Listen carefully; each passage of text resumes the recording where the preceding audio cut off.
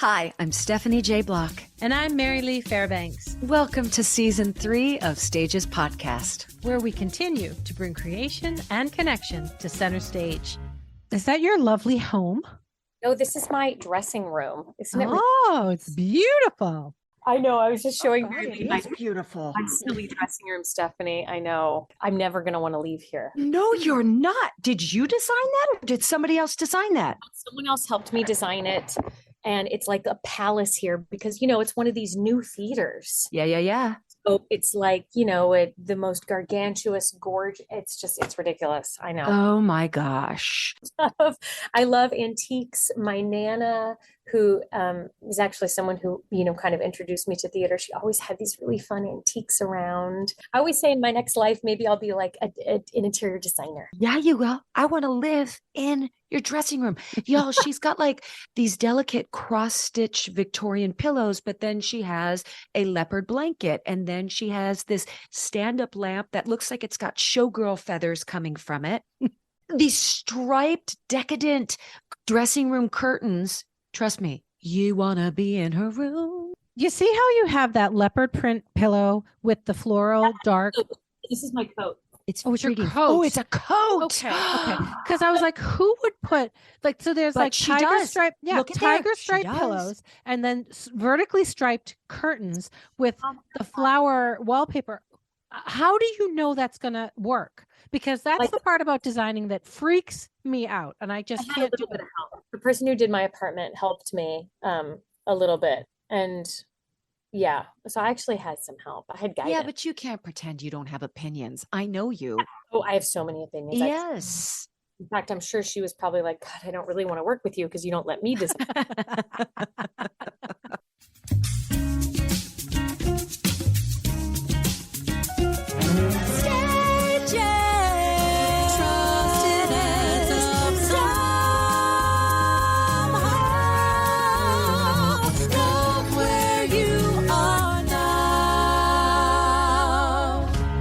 People, yes, she is stunning. Yes, she is wildly talented, but words are hard. But you may not know, she's so silly, like ridiculous, in fact. And maybe you didn't know she is a loving mother or has an incredible knack at home decor, which we just spoke on with her gorgeous dressing room. She also pours into the next generation of musical theater artists with her groundbreaking and very well-renowned teaching program. It's called Broadway Evolved, and I have had the honor of being on her staff and teaching the next generation. We will get into that conversation later in the podcast. She starred on Broadway as Jenna Hunterson, is that right? Yeah, Jenna Hunterson. Yeah. Jenna Hunterson in Waitress, Ellen in Bullets Over Broadway. And for a while there, I felt like Betsy and I needed to have a clause in our contracts that we must not work unless it was together, because we got to share in the remarkable experience of the Falsettos revival together as Cordelia and Trina, respectively. And we starred opposite each other as Edwin Drood and Rosa Budd in Roundabout's most recent revival of the Mystery of Edwin Drood. And throughout the course of many years, she and I did every concert, every benefit, every gala in New York City together. She is currently starring as Anne Hathaway, and she likes to say, no, not that one, Shakespeare's wife in Juliet at the Sondheim Theater. We are so lucky that she was able to find a window of time to hang with us today. Please welcome to the podcast the incredible Betsy Wolfe. Betsy Wolfe to stage, please. Bets, come on to stage. Hi, Bets. Welcome. Oh, thank you. I'm so happy to be here. You are another one that I look at and just go, how is she doing all of the things? And am I mistaken, or is this the first time you are doing Broadway 8 shows a week with a little person in your life as a mama, or did you do it before? No, this is the first time. I mean, I was 6 months pregnant when we all realized that first week in March that the world was going to change. Wow. I just announced my pregnancy in the way that, you know, I went to one event and was like, I'm pregnant now. And then about a week and a half later, the world ended as we knew it. And I spent the last couple months of my pregnancy just walking 10 miles a day. Every concert, every gig, everything was canceled. And I had no idea what the world was going to look like. I had no idea if I was gonna work again as an actor, and I had no idea who I was going to be, who fundamentally I was going to be in this next version of life as a mom. So is your husband in the business also? Yeah, at the time he was the executive president of Local 802. So he was a French horn player. That's how we met. We met on the show Bullets Over Broadway, and he was in the pit. And then he transitioned to run the union at Local 802. And so our pandemic looked very different because, virtually every musician, every actor, their lives were completely put on hold. Yeah. And he was in a room by himself, renegotiating every contract with every Broadway producer, the Met, you name it, the Philharmonic.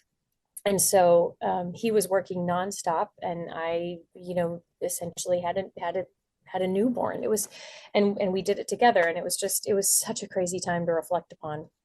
Wow. As partners, did you learn or recognize being confined into your apartment with a newborn?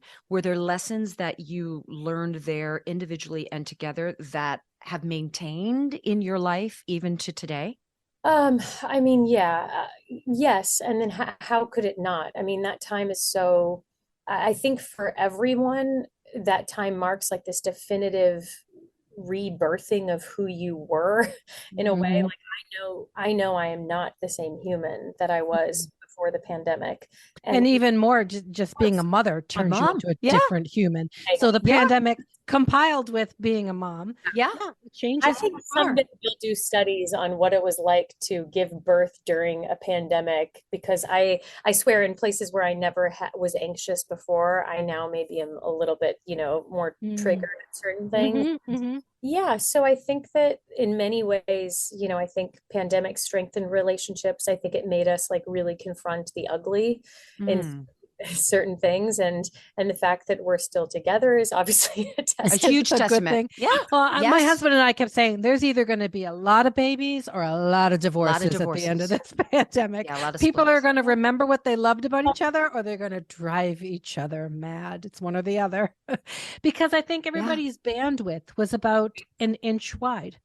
And that was it. That was about as much bandwidth as anybody had to deal with anything at that time. And I think it's why it severed so many friendships and severed us as a society. So it's sort of you and them and us, and horrible for a society. But I think the pandemic really shed a light on our best and our worst qualities. And there was like a unifying moment too. I realized like these basic things that you assume are going to happen. For instance, having your birthing partner in the room with you, right, was something that was stripped away for so many. And up until 8 days before we had our daughter, we did not know if he was going to be able to be in the room. So it was such a fascinating time. And then, the laws changed, or the rules changed, and then he was able to be there. So it's little things like that you even had to evaluate and say, wow, I really don't take anything for granted. Right. Yeah. For sure. Sure. And how old was your baby when you went back to work full time? Well, it's funny. I shot a film when she was 3 months old, so I'll never forget. And I remember it was one of those things that came up in COVID, and they were shooting an actor one person at a time to do it incredibly safely.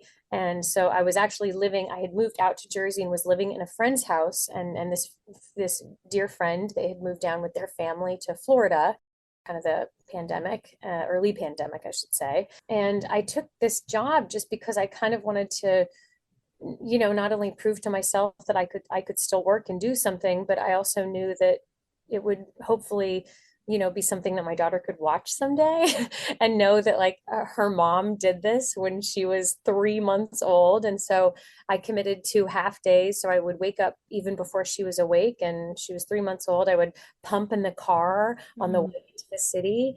And then right before I would shoot for about 3-4 hours, sometimes 5 hours. And then on the way on home, I would pump again and only miss. And I did that 2 days a week for 3 months until we finished the film. So that was the first thing. And then I really did kind of take my first show back is this one. It took a long time for me to, I think, read a script and also feel like I wanted to say that this was the project that I wanted to decide was a project that was worth the amount of time and sacrifice that it takes to be away from your family. So absolutely. And this is a full-on celebration. I'm not going to undermine the amount of work. So what in this script spoke to you and went, aha, this is the one that I'm kind of going to re-enter into the Broadway scene post-COVID and post-Mama?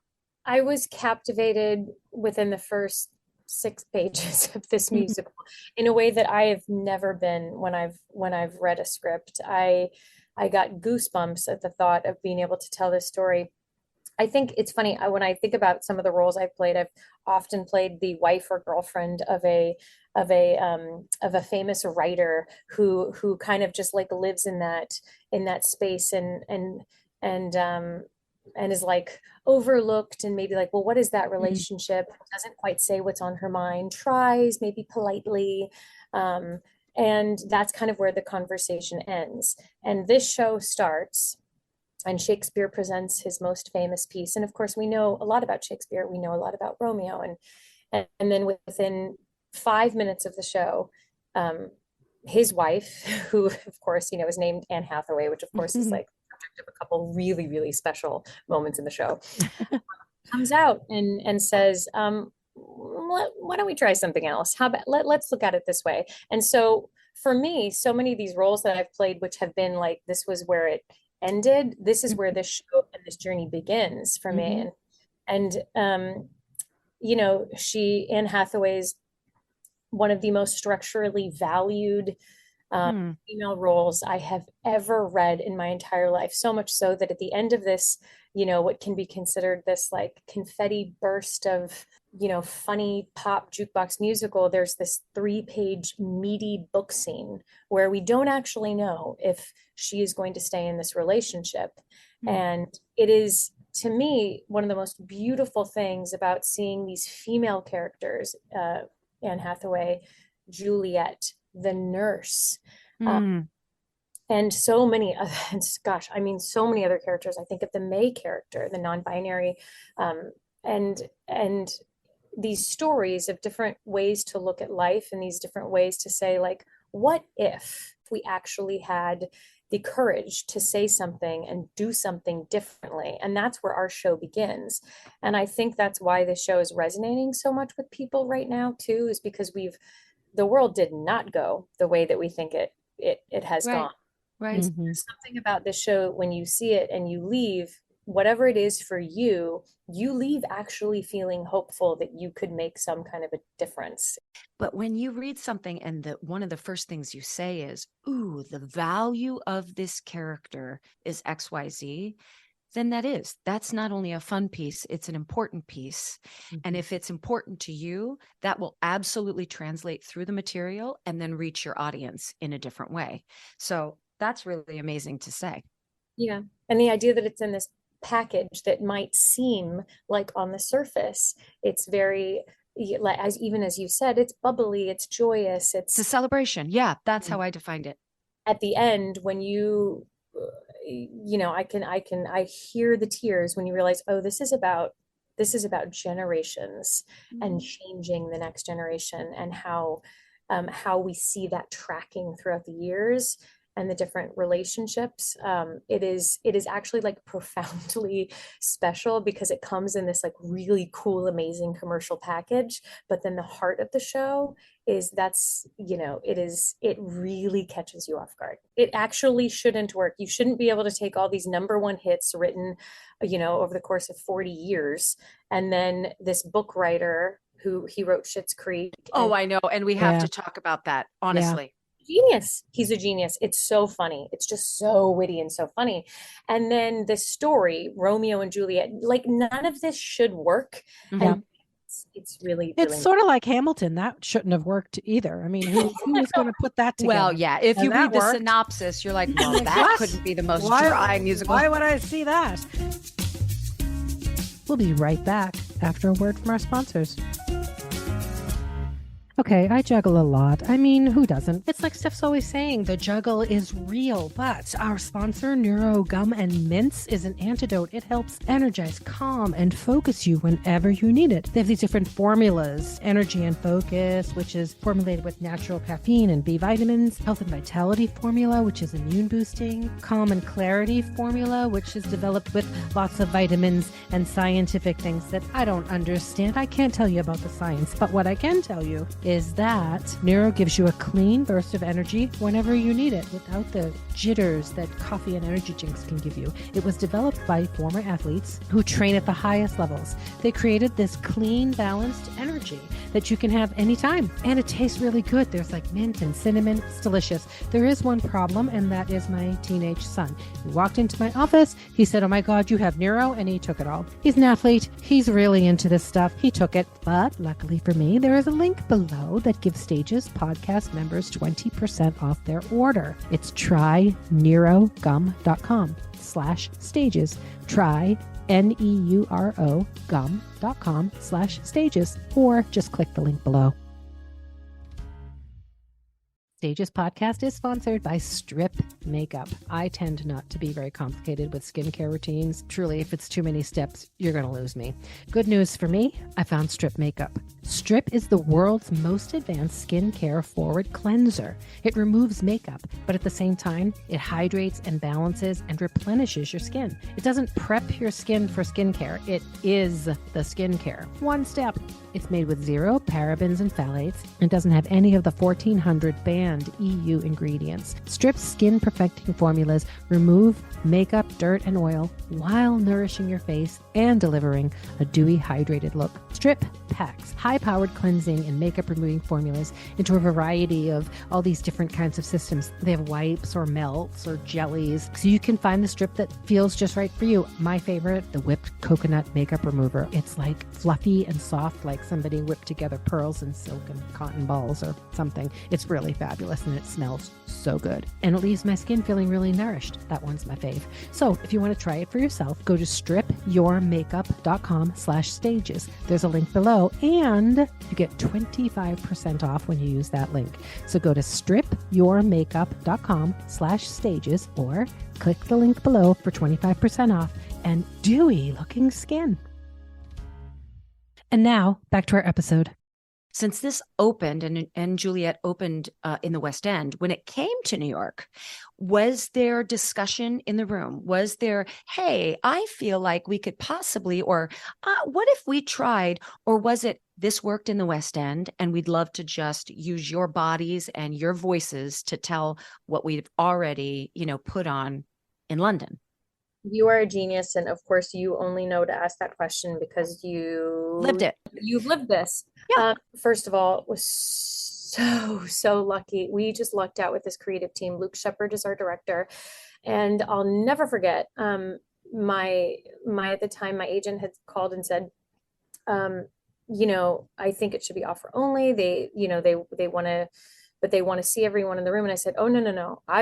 I want to go in the room. I want to meet who I would be working with. Because, this was my first audition post-pandemic. Right. Mm-hmm. Audition. And so I said, no. I want to know if I'm going to commit 2 years plus of my life to something, I want to know who I'm working with. And so I went in at that session, I met Luke, our director, who obviously has had this massive hit in London, but yet, I knew that he was the type that was never going to be satisfied with, kind of the status quo. And so I knew immediately that I could be in a room with him and safely and play. And David signed off. And one of the things they were so smart to do is they knew what worked there, but they also knew that we were in a different world since when it was first written, which was pre-pandemic. And so not only have some lines changed, but I was able to be I think, key moments of the decision-making process for Anne, and some very key moments that were altered and changed, and even in the fun stuff too, that have made me feel so much closer to the character, that obviously I don't feel like I'm, replacing in a way. Like I feel such an ownership of this character. And I've even fought for things that are in the show now that I know at some point someone wanted to lose, but I'm like, no, she is the every woman. It was so important to me that she is the person that we all like want to be. She's the one that has the courage to say something, where she is the brave part in all of us. And the delivery of that is really important, right? Because sadly, I think women especially are so often judged on their delivery versus content. And so what was so important, what Anne has to say and the delivery of that. So it really does then resonate. And so they were so generous and so amazing in the decision process, that I feel so close to her. That's great to hear. I do find if you come to the creative team and you have the why behind it, I think this is how it serves not only the character, but the piece. Usually they'll let you try and play. I love that you said, I wanted to meet them. I wanted to know who I was sharing space with, instead of, ooh, I hope they pick me. It's now we're all at this round table together, and we want to see how we work together as a team, right? Well, and you were choosing to, be away from your child, and that's a really stressful and difficult thing to do. And you shouldn't do it if it's not something that's going to meet all the requirements that you want to have when you walk in a room. That's right. I recognize that privilege though too. Like, I know that I recognize that I have the privilege to say that now, that like, no, I want to be able to go in and do that in a certain way. And if I look back and think of like the 25-year-old Betsy, I wish I could tell her that too. I wish I could say, like, you get to choose to be, in those rooms. And I think I always trusted my gut anyways, but like, it's just so important to me. I realize how we spend our time, especially after what we've all collectively been through. That's right. Is forever going to look different. You have been present in this community. Your work has been consistent, not to bring this word back in, but therefore the value of you, and even the value of the 25-year-old Betsy, has the way to say, or should feel the ability to say, gosh, I'd love to have this. Now, it can be received with a, thank you so much, that's not going to work. Or it can be received with, I see you, I recognize your value, and yes, we would love to fill in the blank. Like, literally what you just described is what I get to do on stage every night. How great is that? So joyous. It's so joyous. Let's talk a little about David West Reed. You were saying he's a genius. He had a concussion when he came up with this concept. I don't know if that gets talked about that much, but okay, so I'm going to give you like the craziest synopsis of how this happened. They came up with this concept that we should do a musical with all of these hit songs. So they each got together and they said, let's write out our 50 top number one songs. They realized that they had all these crossovers, and that about 80% of them were written by this man named Max Martin. Who is Max Martin? Who has written all of these songs, like spanning Bon Jovi, Celine Dion, up until like Lizzo? I mean, we're talking like from way back then to now. Still, he's omnipresent in the pop music world. Yeah. No one else has written more hits than him, number one hits in this entire century, than John Lennon and Paul McCartney. Think about that for a second. So they then came up with this idea, let's do a musical, but what is going to be the story? They interviewed so many different writers, and David West Reed apparently had a concussion and came up with the concept of, well, what if Juliet just moved on? What if she didn't decide to kill herself just because he did? And what would that look like? Does it have the same feel as Schitt's Creek? Schitt's Creek sort of had that. It had that feeling of humanity so deep inside of it, but told in a way that made you smile and laugh and just feel good. Is it the same sort of feeling? Because I haven't seen the show yet. 100%. Yes.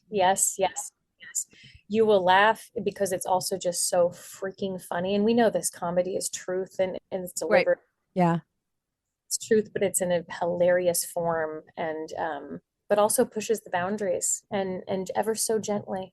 I think there's a lot of generosity at the top and generous spirits, gratitude from the top that trickles, which is something that, again, I felt in the room to know then, yes, these are people that will keep nurturing the heart, that will make me feel like I am in a creative environment, a safe environment, and a way that I want to spend ultimately my time, our time that we have no idea what's guaranteed on this earth. Right. Your voice is bonkers on these songs. I mean, bonkers. Is there one that you're just like, I cannot wait to sing? Oh, coming from you, Stephanie. No, I am serious. Is there one song, I mean, not to be a fan, but this is a bit of a fan question, through the course of the play when you're like, oh, here it comes, I'm going to sing this and they're going to go crazy and it's going to fill my artistic guts? So I think the expected answer would actually be the Celine Dion song, and I love that moment. Do not get for that character in that moment. It is a rare moment that you get to see for a female on a stage. That is super, super cool. But I have to say, like, oh, I will never forget when I heard Jessie J's Domino.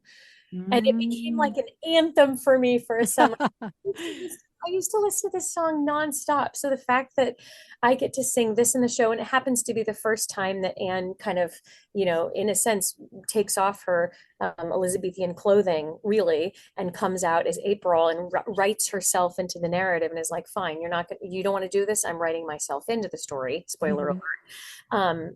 And she gets to sing the song. It's kind of, it's the first time we really see her starting to kind of take a different kind of ownership. You're right. It's hard to pick one because they all are genuinely. Do you feel like your musical sensibility is more toward pop or more toward musical theater? No, I actually think I'm more of probably a legit musical theater kind of singer. I mean, and the idea that I get to say I've been in shows like The Mystery of Edwin Drood. Yeah, your range is the last 5 years, and then getting to sing Sarah Bareilles songs and Waitress. Well, originally you wanted to be an opera singer, didn't you? I wanted to be an opera singer, and then I've been Met 2 times. I got to be a principal at the Met. Trust me. What I always say to young people is like, do not let someone label you as like a soprano, which I actually teach a lot. There really isn't. And I don't love it that, 13-year-olds and 15-year-olds think that there's something because their choir teacher told them there's something. Right. Yeah. But eventually, if you learn tools, you realize, oh, you can actually have an incredibly wide range. You just have to know how to do it. Yeah. And so it's not lost on me that I get to belt out these numbers, but I think that one of the reasons why I'm safely able to do it, and I'm able to do it over the course of a long time, is because I do have more of a just a sensible kind of training. Before we get into Broadway Evolved, which I really do want to hear about, I want to go back to your Instagram for 1 minute. And I want to talk about your ragtime audition on Instagram. What started out of this funny little campaign, Get Betsy to Ragtime, which me getting to relive my 15-year-old self. I know every freaking lyric that I knew it was all sold out. So I was like, well, and now I just have to be in it because that's the only way. And somewhere along the way, the Entertainment Community Fund was like, this is hilarious. And they said, will you go as kind of and take over for Playbill that day? And I remember, I'm telling you, and if you watch these stories on Playbill, they will only be up for, I don't know, 20 more hours. And probably by the time this airs, they are long gone, but you can find them on my Instagram. If you watch them, this all kind of started out as like this fun thing. But the reality is that when I was 15 years old, my mom and dad, we lived in California, and it's very expensive to travel all the way to New York. And we knew we were only probably going to go one time before I did this thing that I thought I wanted to do with my life, right? Mm-hmm. And I didn't even know Broadway was like a street. I just thought it was kind of like a thing, And I had been listening to the Ragtime album for about a year, and it was the first time that I had listened to something in my room and identified so deeply with, and then a year later saw it on a stage. And it was like this profoundly transformative life experience that solidified me knowing that I wanted to tell stories in this way. I wanted this connection with an audience. I felt like I had somewhere deep down this talent that I knew I could do it. And so I saw this musical, and then I went, back to California, went on to get my BFA. And then what I did not realize last night, I was a mess. I was weeping the entire time because I realized, like, oh wow, 25 years later, like I'm actually doing the thing that I saw people doing. And I had this moment of like profound gratitude that so many things in my life had lined up, that I had supportive parents, I had a supportive community, and that I had somewhere along the way developed this like grit and resilience and understanding to continue to walk through doors that were going to encourage my heart and walk out of ones that weren't. And the fact that like I get to do this every night is just insane. And so last night it was like I was reliving what it was like as a 15-year-old, yet with the knowledge and weight and I guess wisdom of 25 years later, knowing the cost of it all too. And just, I was like profoundly, I just had so much gratitude last night. I will remember it the rest of my life. And you're doing that now for every time you take the stage.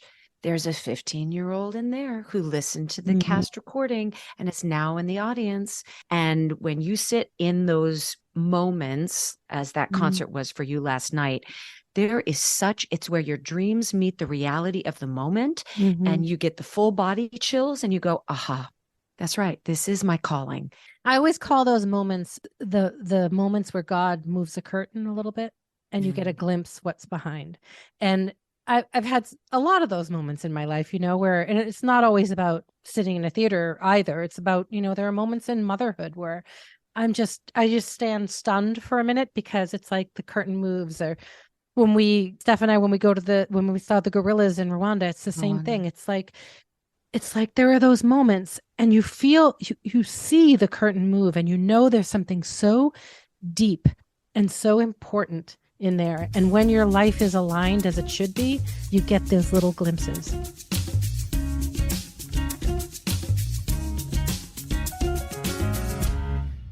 When you are with Broadway Evolved, which you have co-founded, it was your brainchild, you've spearheaded so many of the programs, much of the faculty have said yes, because we worked with you, we love you, we respect you. Does that 15-year-old Betsy recognize herself in a lot of those students? Oh, yes. I mean, I created that program I happened to have a very supportive community, very supportive parents.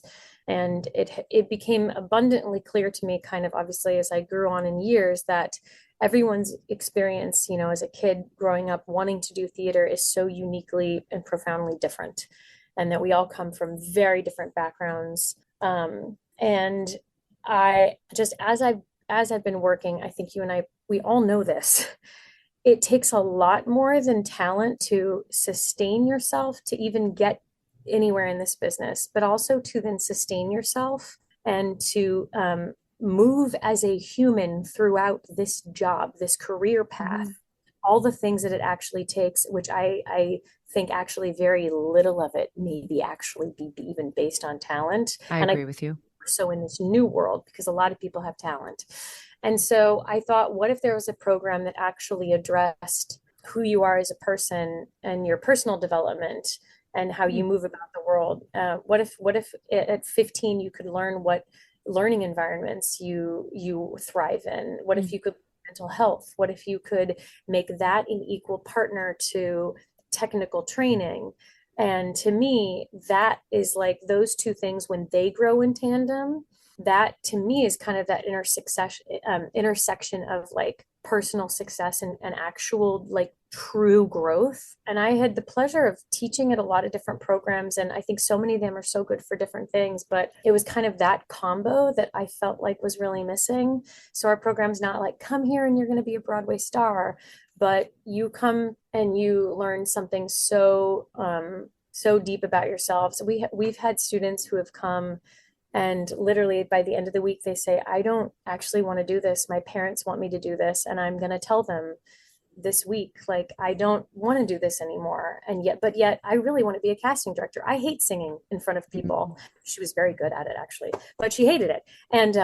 And she said, I really identified with what this casting director person was saying. And now she is in her third year at being, at working for a major casting office. And her parents, like, we get these letters from parents saying our child is not the same. They're brave.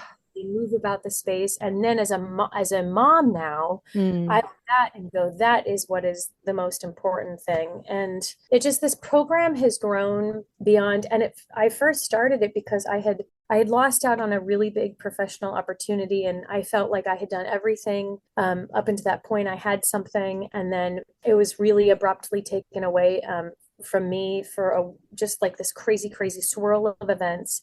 And I felt so helpless. And I felt like I was letting one person kind of determine my future. And I thought there has to be something that my talent and a way that I could use my skills and everything that I've learned to change the next generation.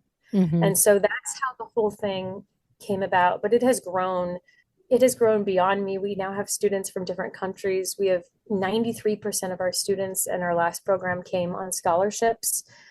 We have a foundation that supports us. It's like, it is so much bigger than I could have ever dreamed it to be. And it's so special. How old is it? And how do you find and choose these kids? Yes. So the program started in 2018. We are in our, fifth, sixth summer. Oh my gosh, I can't even count anymore. That's crazy. Again, language and numbers are hard. Language and numbers are hard. With one group in the summer. And then the next year we grew to 2. And the whole point was, though, that the class size has to be kept small. This is an intimate cohort. So completely on scholarships. Yeah, we have a winter fall program where we are able to give about 93% of all of the funds scholarships. So kids who, our goal and hope is that we find students who are not only incredibly talented, but who would never have an opportunity like this, and get them involved and hopefully introduce them to people that can like really change the trajectory of their lives from an earlier standpoint. It's so special. I see kids now that have gone through the program that have been on Broadway. I see kids that are now, working for casting directors, and I have parents who still continually now update us and say our kids, third year in college and still credits this program to really letting them know who they were. So it is so beyond me. And I think also it's a testament to who we ask to come and the faculty. And, I don't ask people that I don't really think wouldn't share their hearts with the students. I think a lot of people think like, oh, there's a lot of like famous Broadway people that come to this. And I think that the sparkle's there for the first moment that they see you. But the whole point is that, they get to see themselves in the faculty, realize these are just humans, and how special that is, that if they can absorb that and absorb the humanity of the Stephanie J. Block and the Andrew Rannells and, these superstars that they like look up to so much. But if they can see themselves and who they really are, that is like, it's a transformative 4 days. Is it video submission that the kids will send in, or how is the selection process? Yeah, so what's crazy is we just launched yesterday a TikTok competition, because where are kids these days? They're on TikTok. Yeah. And also, how do I find kids? When we do these programs, sometimes it's the 3, fancy kids that are always being seen, in their theater teacher recommends, but how can I find the kid that's in their bedroom who wants to do this, who has no idea how to even remotely approach it? Yeah. So for TikTok, it's a 30-second video. And then once we notify you and you do have to apply, we'll waive any kind of I think it's like $15 application fee, but we waive that. And but ultimately the crux of the program is it's a video submission. We ask for an introduction so we can really kind of get to know you and what, we want to see. Like I always say, like, let me see your heartbeat. Mm-hmm. And then they write a personal statement. And then we do ask about if they want a scholarship. We ask about kind of just to talk about their financial situation. And again, the stories that just the statements that we read it never ceases to amaze me how much people are dealing with all sorts of things at all different times. Mm-hmm. And it's incredible then to watch these students who I know a little bit of background about them, and then I see them and I'm just like, God, I would love to just, share their light for 4 days. And it's so special when they actually then do come to the program. That idea that you had given of how the performers are somehow other, I remember thinking that so specifically as a kid, watching the Tonys and thinking, well, that's them. They're mm-hmm. other, and I'll never be there. I'll never be there. And I tell my son all the time, they're not other. they're just in a different place than you. And your access to them is so doable. As long as you decide that's what you want access to, it's completely doable. And he doesn't want to be an actor. He wants to be a boxer. But I say to him, those guys that you're looking up to, you are just, one person away from somewhere down the line. And it's not other. It's a world that you choose to then enter. And I think it's great that you give them that feeling at such a young age that it is doable. I am not different than them or lower than them or less than them. I get to be one of them if I choose and decide to put in the work. Yeah. A great lesson. So demystify it a little bit, but I think that there is this sense that when these kids come, I think there is this idea, idolization, right, about like someone who's doing it, and if I can just get to that level, and so there is something about like throwing people like yourself that are just so like revered at them and saying like, let's demystify this, let's break this down. At the end of the day, what actually makes Stephanie so amazing? And it is her talent, but it is also this work ethic. It's a heart. It's what makes her heart beat. And so like to give that perspective to a kid mm-hmm. is so I think a real gift to them earlier on, so they know that it humanizes everything. Yeah. It's wonderful. Congratulations. Sounds like an amazing program. It's an amazing program. It is amazing. It is everything, but it is like, it means so much to me. You're changing lives. All right. We've arrived at the 5 questions, but just before, a word from our sponsors. Is there anything that you secretly hoard or collect? I mean, old things. I love vintage. I like old things and like. What is it about old things? Do they feel like they have a presence with them or a weight to them? Ring. I mean, if you can see my ring, it's all my wedding ring, my engagement ring. I picked out. It's about 70 different stones from unwanted jewelry pieces. Either pieces where someone's passed on, a dissolved marriage, and this person, it's called a cobble ring, and he cobbles them together.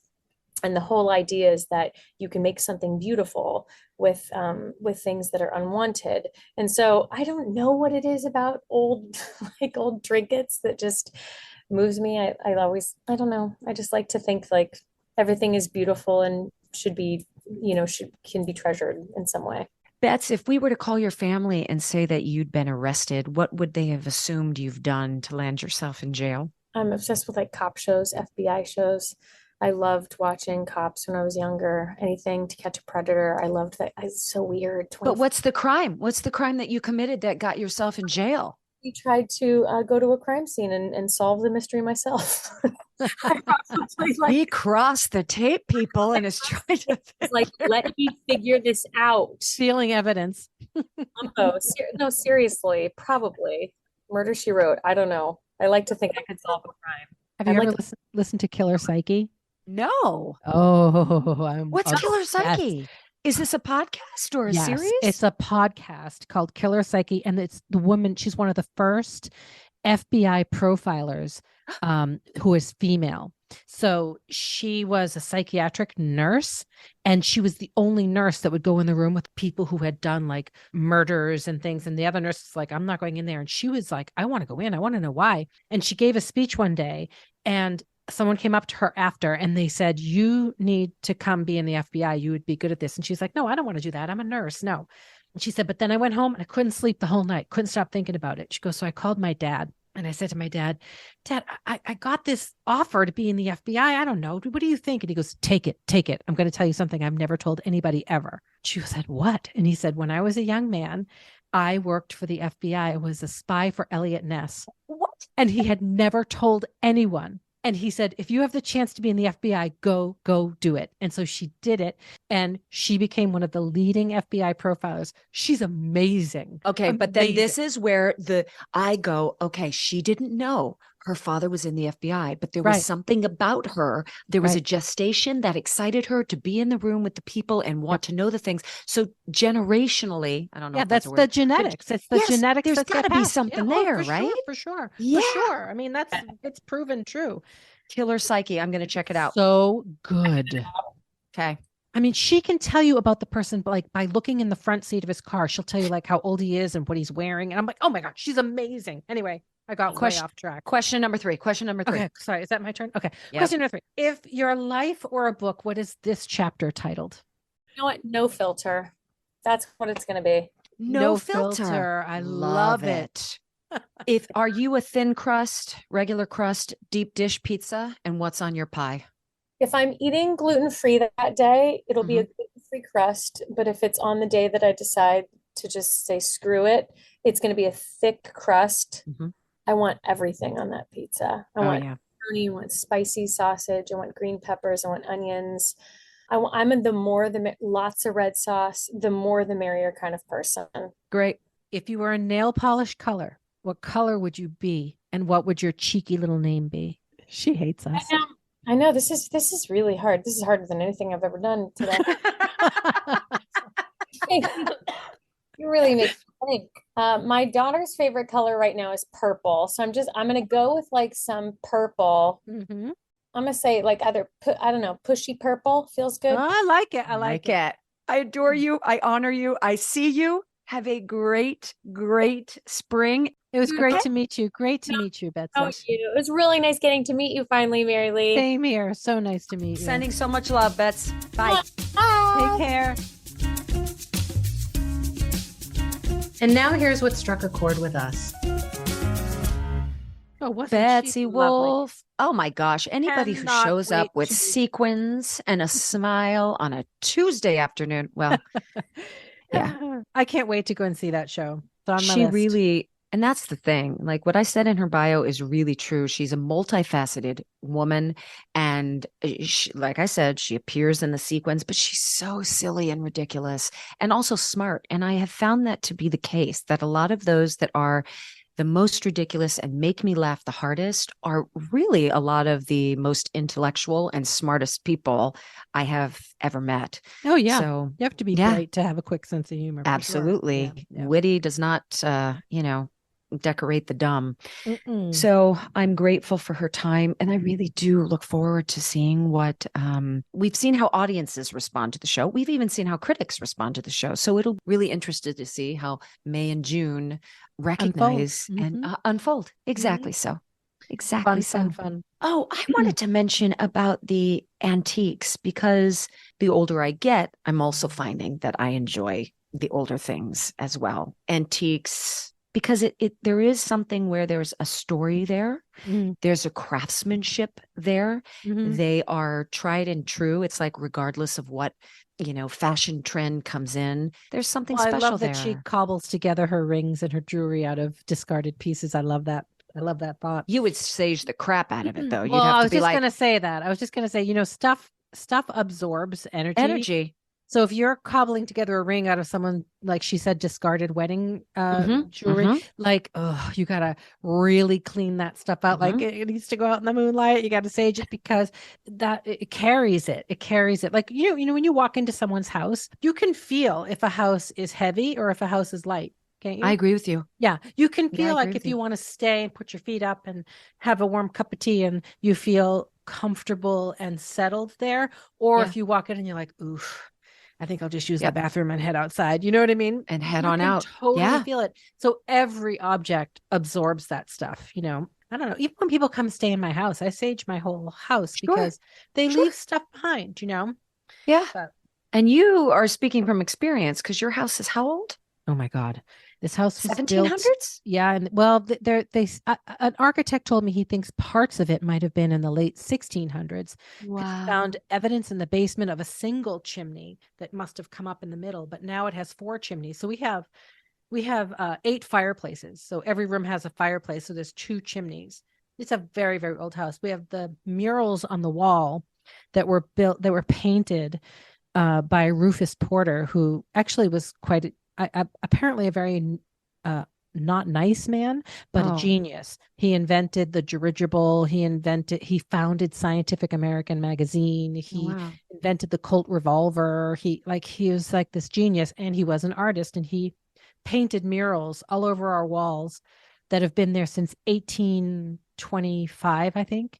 And we do nothing to them. And the paint is made from like glue and natural, plants and things. It's pretty incredible. Yeah. It is incredible. Yeah. But he wasn't well liked, huh? No, I think he traveled up and down the Connecticut River and painted little houses, little murals on the wealthier homes and stuff. But apparently he wasn't a nice man. I don't know. What do I know? I bet you Betsy would love your home. Oh, she probably would. Yeah, she would love it. Up in our attic, the house we believe was on the Underground Railroad.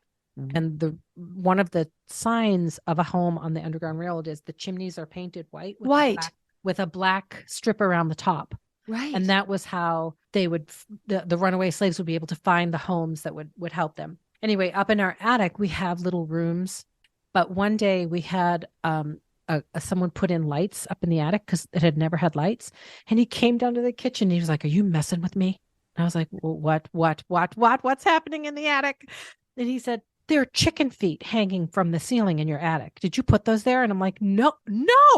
So we go up and there's like voodoo above where the door comes down in the attic that they put to protect themselves, to ward off anything negative.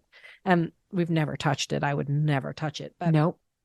That's essentially an altar from the past. So totally. Yes, you should. And it was for protection. And this house doesn't feel. No, your house has great energy. It has really good mojo. Yes. Really good mojo. Yeah. I remember when we first moved in, the windows, there were all these old, what are the winter windows that they put on the outside? There's a name for them. The double pane or the shutters? Yeah. No, they're not shutters. They're like winter windows that go on the outside of homes. Anyway, they were on there for so long and they were broken and they were in terrible shape. And I remember when I first came, we had the whole house scraped and painted and took those off the windows. And I remember standing in the lawn and almost feeling like I saw the house go. It took a breath. Yeah. I remember looking at it going, oh, that house just took like a big happy breath to rid itself of this thing that had been like hanging on its windows. Yeah. I will miss many, many things about the house because we do think we'll probably move soon. But I also will be really happy to be in a more modern home too. Yeah. I feel like we were really good stewards of this house for a long time, but the upkeep and care it's very real. God. Yeah, it's nonstop. And to have a real closet, like a walk-in closet, what a dream! You deserve a walk-in closet, Mary Lou. Trade it all. Hey, so I want to ask you a question. Yes, ma'am. With all the pop, stars and pop music out there, who's the pop artist that you love to sing along to and that you feel your voice really sort of? God, no, honestly, enriches? I can't even answer it because I don't. Come on. I really don't. The only music other than musical theater I listen to is like the old stuff, like the Luther Vandross and the Prince and all that old stuff that I loved in the 80s. Yeah. But I love Adele. There you go. That's true. I do love Adele. And I actually love Sarah Bareilles too. Love her. Honestly, she is one of the most beloved humans, musicians, poets. Like she's just, she is worthy of the love. Yeah. I would do Celine or Pink. Oh, I think Pink, I would feel a bit of a poser if I were to try to sing Pink, but I love the power of her message. I love the power of her voice. I love how real she is. Believe it or not, I just downloaded a Pink song. Oh, you're kidding? Yeah, it's so weird that you just said that because I never Trustfall. Oh. I heard her sing it somewhere and I was like, oh, that's a great song. So you need to listen to her whole song. canon. It's pretty stellar. And it just kind of pumps you up and makes you feel like, I can do it. Also watch her documentary if you haven't. seen No, I Pink's haven't. documentary? Yeah. Oh, I will. All right. We're going to do a link to that. Okay. All right, sister. I love you. We're going to wrap it up. I love you. Stages podcast is produced by Stephanie J. Block and Mary Lee Fairbanks in association with iHeartRadio. It can be heard on the iHeartRadio podcast and iHeartRadio Broadway or wherever you listen to your podcasts. Please join our cast by signing up at stagespodcast.net, listening, sharing, and leaving a 5-star review. It all makes such a difference in getting the word out. Thanks for listening, and we will see you again soon.